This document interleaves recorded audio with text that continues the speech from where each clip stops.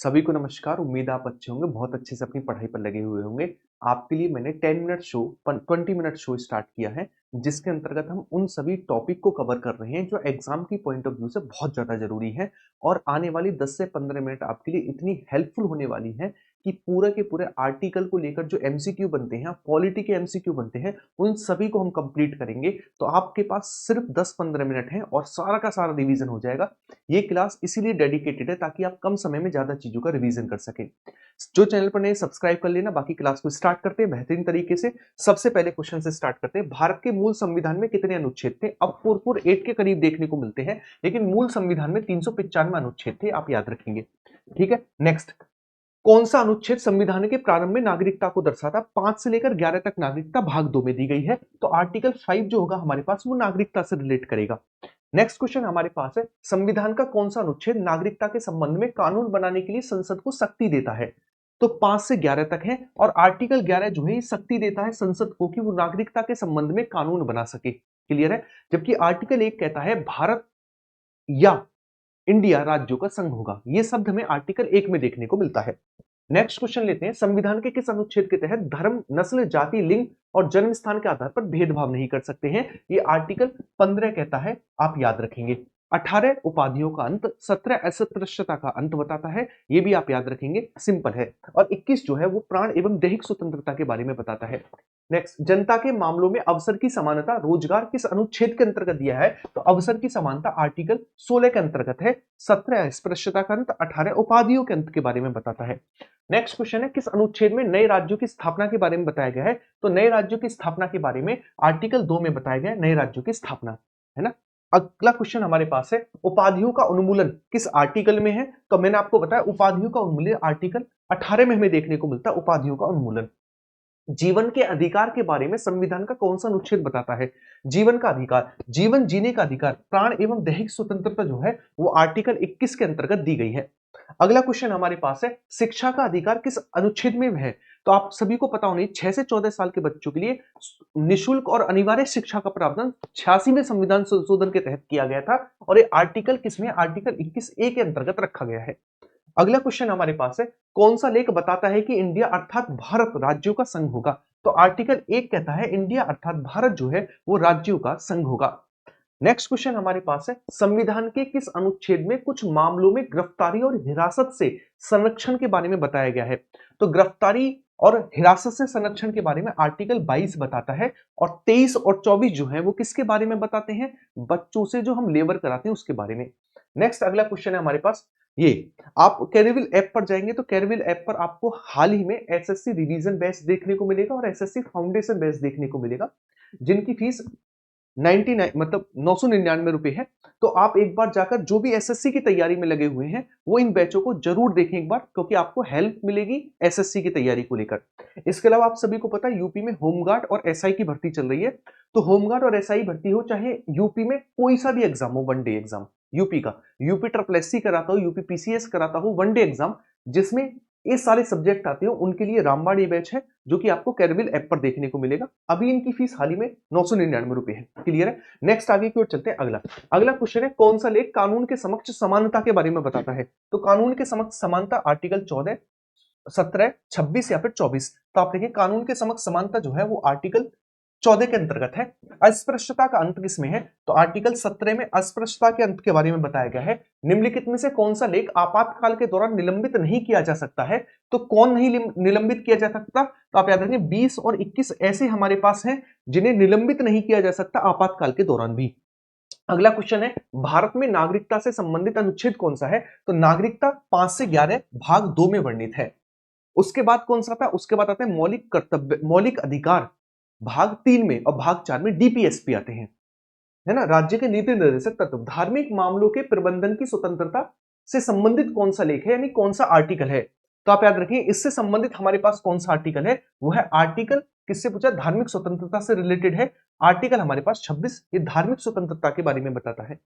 अगला क्वेश्चन हमारे पास है, कौन सा आर्टिकल है जबरन श्रम में मानव के निषेध से संबंधित है? तो ये हमारे पास आर्टिकल है 23 और 24 इसके बारे में बताते हैं। नेक्स्ट अगला क्वेश्चन है, कौन सा अनुच्छेद अल्पसंख्यकों के हितों के बारे में बताता है? तो अल्पसंख्यकों का हित जो है वो 29 और 30 में वर्णित है। नेक्स्ट क्वेश्चन है हमारे पास, निजता का अधिकार किस अनुच्छेद में है? तो निजता का अधिकार जो है वो आर्टिकल 21 के अंतर्गत दिया गया है। निजता का अधिकार आर्टिकल 21 के अंतर्गत दिया गया है।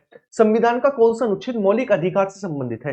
तो मौलिक अधिकार से संबंधित है। मौलिक अधिकार कहां से कहां तक है? 12 से 35 तक है। तो आर्टिकल 13 इसके अंतर्गत आ रहा है। तो मौलिक अधिकार भाग 3 में दिए गए हैं।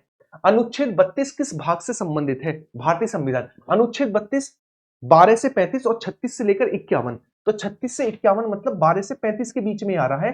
तो ये भाग हमारे पास 3 से रिलेट करता है और 3 मतलब मौलिक अधिकार।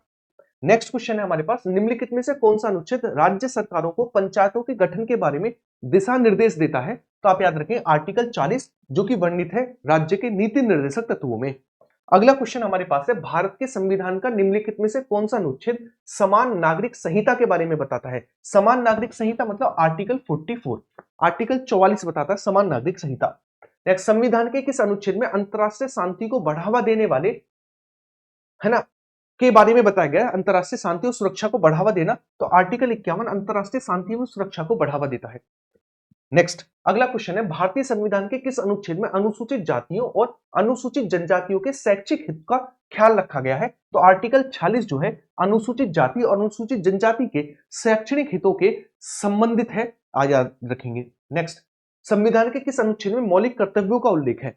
तो मौलिक कर्तव्य जो है वो किसमें है? तो आपके 51A में मौलिक कर्तव्य है, आप याद रखेंगे। नेक्स्ट, भारत के संविधान का कौन सा अनुच्छेद राज्य को सार्वजनिक सेवाओं में कार्यपालिका से न्यायपालिका को अलग, यानी कार्यपालिका और न्यायपालिका के पृथककरण के बारे में किसमें बताया गया है? तो पृथककरण मतलब 25-25-50 के बारे में बताया गया है। नेक्स्ट, भारत के राष्ट्रपति होंगे, ये किस अनुच्छेद में है? तो भारत के राष्ट्रपति का वर्णन आर्टिकल 52 में है, जबकि उन पर महाभियोग आर्टिकल 61 और उनके क्षमादान की शक्ति आर्टिकल 72 के अंतर्गत बताई गई है, याद रखेंगे। नेक्स्ट क्वेश्चन है, राष्ट्रपति पर महाभियोग की प्रक्रिया किसमें बताई गई? तो मैंने कहा ना, क्षमादान 72 और महाभियोग के बारे में आर्टिकल 61 के अंतर्गत बताया गया है। अगला क्वेश्चन है, भारत के उपराष्ट्रपति का कार्यकाल किस अनुच्छेद के तहत स्थापित किया गया है? अच्छा, कार्यालय किस अनुच्छेद के अंतर्गत स्थापित किया गया है? भारत के उपराष्ट्रपति होंगे जो कि राज्यसभा के पदेन सभापति होंगे और किसी भी सदन के सदस्य नहीं होंगे, ऐसा आर्टिकल 63 में कहा गया है। आर्टिकल 63 में ऐसा कहा गया है। भारतीय संविधान के किस अनुच्छेद में मंत्री परिषद की नियुक्ति और अयोग्यता का वर्णन है? तो यह आर्टिकल 74 जो कि मंत्री परिषद के बारे में बताता है और उनकी एक ड्यूटी बताता है कि वो सारी की सारी बातें जो हैं वो किसको बताएंगे? राष्ट्रपति महोदय को बताएंगे। संविधान का कौन सा अनुच्छेद कुछ मामलों में क्षमा या फिर संक्षिप्त वाक्य देने के लिए राष्ट्रपति को शक्ति का वर्णन करता है? तो मैंने बताया क्षमादान आर्टिकल 72 के अंतर्गत है, सिंपल है। नेक्स्ट, भारतीय संविधान का कौन सा अनुच्छेद राष्ट्रपति के चुनाव के तरीके का वर्णन करता है? तो राष्ट्रपति के चुनाव के तरीके का वर्णन जो है वो करता है हमारे पास आर्टिकल 55, है ना, चुनाव की रीति बताता है। नेक्स्ट अगला क्वेश्चन है, भारतीय संविधान का अनुच्छेद संसद की सदस्यता के लिए योग्यता का वर्णन करता है? तो संसद की सदस्यता के लिए योग्यता का वर्णन जो है वो आर्टिकल 84 में बताया गया है। अगला क्वेश्चन है, भारतीय संविधान का कौन सा अनुच्छेद संसद के सदनों की अवधि के बारे में बताता है? तो अवधि के बारे में कौन सा बताता है? आर्टिकल 83 जो है वो संसद के सदनों की अवधि के बारे में बताता है। नेक्स्ट क्वेश्चन है, संविधान के किस अनुच्छेद के तहत राष्ट्रपति की क्षमादान और उनकी शक्ति है? आज मैंने बताया ना, क्षमादान आर्टिकल 72 में है, बात यहीं पर खत्म होगी। क्षमादान आर्टिकल 72। भारतीय संविधान का कौन सा अनुच्छेद अंतरराष्ट्रीय शांति और सुरक्षा के बारे में बताता है? तो ये आर्टिकल हमारे पास 51 है जो अंतरराष्ट्रीय शांति और सुरक्षा के बारे में बताता है। नेक्स्ट अगला क्वेश्चन है, कौन सा आर्टिकल मंत्री परिषद का नेतृत्व प्रधानमंत्री करेंगे ये बताता है? तो मंत्री परिषद का नेतृत्व प्रधानमंत्री के द्वारा किया जाएगा, आर्टिकल 74 के द्वारा बताया गया है। अगला क्वेश्चन है, भारत के महान्यायवादी की नियुक्ति भारत के राष्ट्रपति द्वारा केंद्रीय मंत्रिमंडल की सलाह पर किस अनुच्छेद के तहत की जाती है? तो महान्यायवादी का वर्णन है आर्टिकल 76 में, महान्यायवादी आर्टिकल 76 में। नेक्स्ट, भारत के संविधान का कौन सा अनुच्छेद क्षेत्र किससे संबंधित है? तो ये अटॉर्नी जनरल ऑफ इंडिया, नियंत्रक और महालेखा परीक्षक से संबंधित है। नेक्स्ट, निम्नलिखित में से कौन सा सही सुमेलित नहीं है? 114 अपॉइंट, देखो अगर मैं बात करूं यहां पर जो गलत है वो है आर्टिकल 79 सुप्रीम कोर्ट के बारे में नहीं बल्कि 124 सुप्रीम कोर्ट के बारे में बताता है, 124, ठीक है। नेक्स्ट, राष्ट्रपति द्वारा प्रत्येक आम चुनाव के बाद पहले सत्र के प्रारंभ में लोकसभा का विशेष संबोधन किस अनुच्छेद के अंतर्गत किया गया है? ये आपको बताना है, ये आप मुझे होमवर्क में इसका आंसर करेंगे कि इसका आंसर क्या होगा। नेक्स्ट क्वेश्चन की ओर बढ़ते हैं। निम्नलिखित में से कौन सा भारत के संविधान के अनुच्छेद 51A में शामिल है? तो 51A में क्या शामिल है? तो आप यार सभी को पता, फंडामेंटल ड्यूटीज शामिल है, फंडामेंटल ड्यूटीज शामिल है। नेक्स्ट, कुछ मामलों में दोनों सदनों की संयुक्त बैठक होती है। संयुक्त बैठक का प्रावधान आर्टिकल 108 में है, याद रखेंगे, और इसकी अध्यक्षता की जाएगी लोकसभा स्पीकर द्वारा, जबकि बुलाया जाएगा राष्ट्रपति के द्वारा प्रधानमंत्री के कहने पर। ठीक है, नेक्स्ट आगे की ओर बढ़ते हैं। धन विधेयक का वर्णन किसमें? आर्टिकल 110 में धन विधेयक का वर्णन है। आर्टिकल 110 में धन विधेयक का वर्णन है। किसमें? हमारे पास लेखानुदान का वर्णन है। तो लेखानुदान आर्टिकल किसमें बताएगा? आर्टिकल 116 में लेखानुदान के बारे में बताया गया, आर्टिकल 116। नेक्स्ट, सर्वोच्च न्यायालय के बारे में किसमें बताया गया है? तो सर्वोच्च न्यायालय मतलब सुप्रीम कोर्ट के बारे में आर्टिकल 124 के तहत बताया गया है। भारत के संविधान के निम्नलिखित में से किस अनुच्छेद के अनुसार सर्वोच्च न्यायालय देश के न्यायिक प्रणाली में शीर्ष होगा? आर्टिकल 124 के आधार पर ऐसा कहा गया है। नेक्स्ट क्वेश्चन हमारे पास है, भारतीय संविधान का कौन सा अनुच्छेद धन विधेयक के बारे में बताता है? तो धन विधेयक के बारे में कौन सा आर्टिकल बताता है, आपको बताना है। तो धन विधेयक आर्टिकल 110 में वर्णित है धन विधेयक। ठीक है, नेक्स्ट क्वेश्चन ये रहा, सर्वोच्च न्यायालय को अभिलेख न्यायालय कौन सा आर्टिकल बनाता है? तो सर्वोच्च न्यायालय को अभिलेखी न्यायालय आर्टिकल 126 बनाता है। अगला क्वेश्चन हमारे पास है, संविधान के किस अनुच्छेद के तहत सर्वोच्च न्यायालय की कुछ रिट जारी करने की शक्ति होती है? तो रिट जो है वो आर्टिकल 139 के तहत जारी करता है सुप्रीम कोर्ट।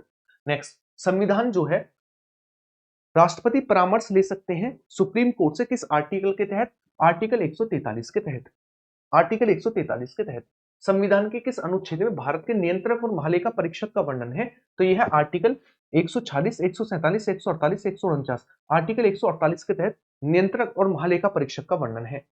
संविधान का कौन सा अनुच्छेद भारत के नियंत्रक और महालेखा परीक्षक के कर्तव्यों और शक्तियों के बारे में बताता है? ये आपको बताना है। ये आपके लिए होमवर्क का क्वेश्चन है और हमने आज 60 क्वेश्चन को कवर किया। ये हुए आज आपके कंप्लीट 10 मिनट शो के अंतर्गत हमारे 60 क्वेश्चन कंप्लीट। उम्मीद करता हूं कि 10 मिनट में आपने 60 प्लस क्वेश्चन को कवर किया, जो आपके एग्जाम के पॉइंट ऑफ व्यू से बहुत ज्यादा जरूरी है। इसी तरीके की क्लास ये रेगुलर रहेगी, जो आपको सैटरडे संडे ऐसा कोई दिन नहीं होगा वीक में जिस दिन आपको ये 10 मिनट शो देखने को ना मिले।